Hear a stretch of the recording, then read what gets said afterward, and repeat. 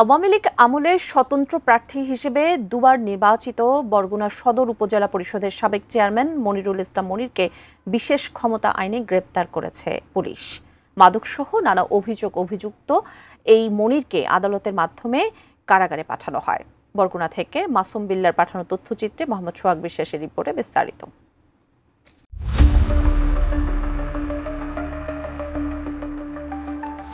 শুক্রবার রাত 8:30টার দিকে বরগুনার সদর উপজেলার ২ নং গৌরীচন্না ইউনিয়নের ৭ নং ওয়ার্ডের দক্ষিণ মনসাতলী নামক এলাকা থেকে বিশেষ ক্ষমতা আইনের মামলায় অজ্ঞাত আসামিদের মধ্যে তদন্তপ্রাপ্ত অভিযুক্ত হিসাবে বরগুনার সাবেক উপজেলা চেয়ারম্যান মনিরুল ইসলাম মনিরকে গ্রেফতার করেছে বরগুনার সদর থানা পুলিশ।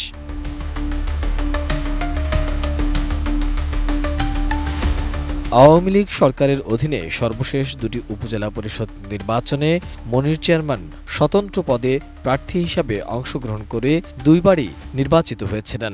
এছাড়া এর আগেও তিনি বরগুনা সদর উপজেলার ২ নম্বর গৌরীচন্না ইউনিয়ন পরিষদের চেয়ারম্যান ছিলেন। তিনি বরগুনা সদর থানার বিশেষ আইনের মামলায় অভিযুক্ত আসামি বলে জানা গেছে।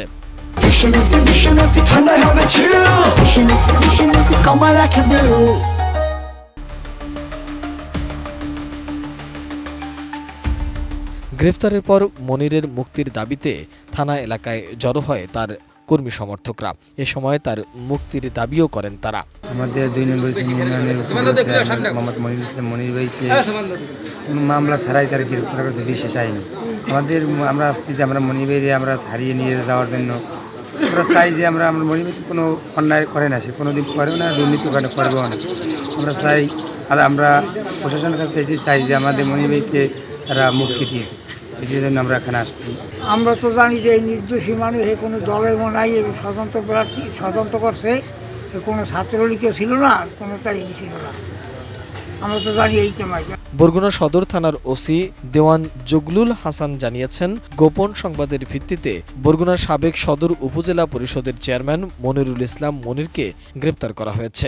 সন্ধ্যায় গোপন সংবাদের ভিত্তিতে মনিরুল ইসলাম মনির, উনি সাবেক সদর উপজেলা পরিষদের চেয়ারম্যান, তাকে আমরা গ্রেপ্তার করেছি এবং তার বিরুদ্ধে বিশেষ ক্ষমতা আইনের একটি মামলা আছে এবং আমরা তাকে আগামীকালকে বিজ্ঞ আদালতে প্রেরণ করব। কোন জায়গা থেকে গ্রেপ্তার?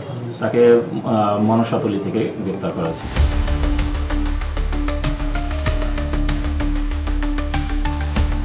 Desk report, ATN news.